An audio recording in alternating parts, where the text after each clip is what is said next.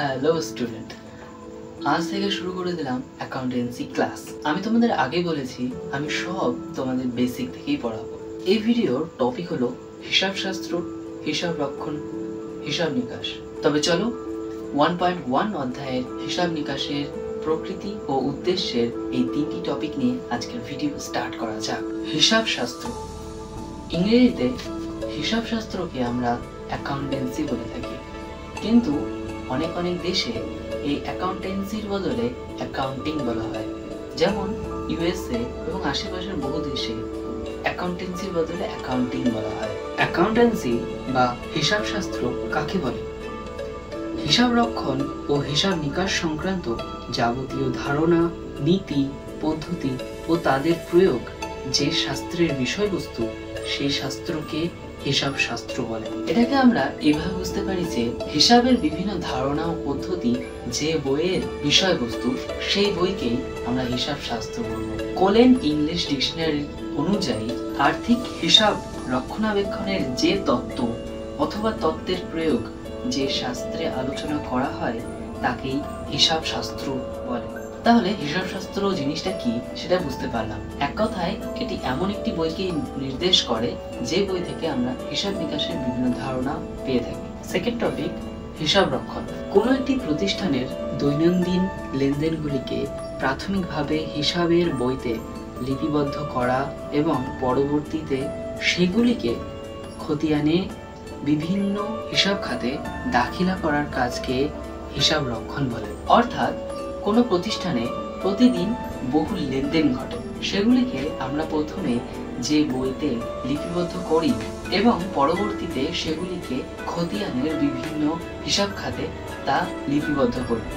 এই কাজগুলিকে আমরা হিসাব রক্ষণ বা বুক কিপিং বলবো। এখানে প্রাথমিক বই বলতে জার্নালকে বুঝবো, আর খতিয়ান বলতে আমরা লেজারকে বুঝবো। জার্নাল ও লেজার এটি হলো হিসাবের লেনদেনকে লিপিবদ্ধ করার একটি ধাপ। যে কোনো লেনদেনকে আমরা প্রাথমিকভাবে যে বইতে প্রথমে লিপিবদ্ধ করব তাকে আমরা জার্নাল বলবো, এবং জার্নালের থেকে আমরা তৈরি করব লেজার। এই দুটো পদ্ধতির কাজকেই আমরা হিসাব রক্ষণ বলে থাকি।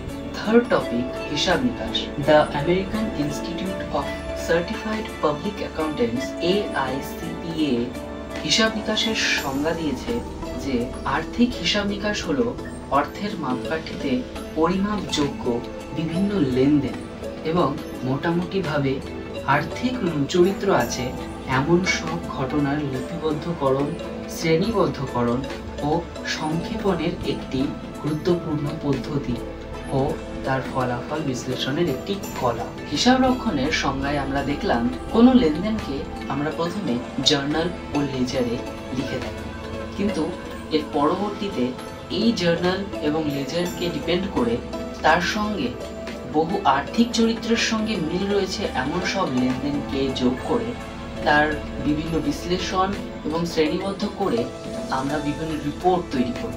এই সম্পূর্ণ কাজকে আমরা হিসাব নিকাশ বলবো। সম্পূর্ণ ব্যাপারটিকে চলো সহজে বোঝার চেষ্টা করি। কোনো একটি প্রতিষ্ঠানে প্রতিদিন বহু পণ্য বিক্রি করা হয়, অর্থাৎ অর্থের লেনদেন করা হয়। এই লেনদেনকে প্রথমে জার্নাল নামে বইতে লিখে রাখা হয়। এরপর এই হিসাবের বই থেকে লেজার নামে হিসাবের বই তৈরি হয়। এই দুটো বইতে লেখার কাজকে হিসাব রক্ষণ বলবো।